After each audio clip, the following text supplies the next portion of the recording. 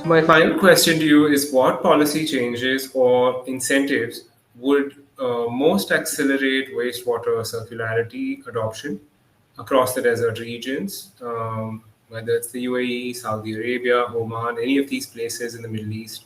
Uh, any thoughts on that from your point of view? Since the water is typically billed, how much of a reduction in the bills the consumers are visibly able to see? What is the benefit that is being passed on to the consumer? Because then there can be a push from the ground. Then if there is a push from the above, is of course we are talking about mandating some of these things, making it very compulsory in many of these new developments.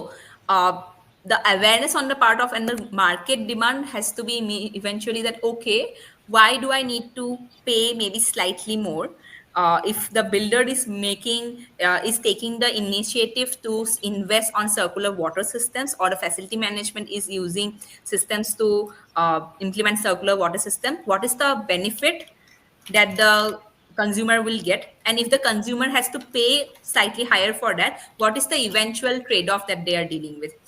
So what is the trade-off we are talking for the consumers? What is the trade-off we are talking for the builder? So it all boils down that if this policy mandate moves, of course policy mandate itself is a big thing, but then just to push it from the market side, it has to be that what is the benefit for both the sides that they are getting. And of course the policy mandate has to be there more and more in order to ensure that all the new buildings, they are using, for most of the non-potable users, they are using TSE, and then they are, as far as possible, having an in situ plant. So that's what I would say.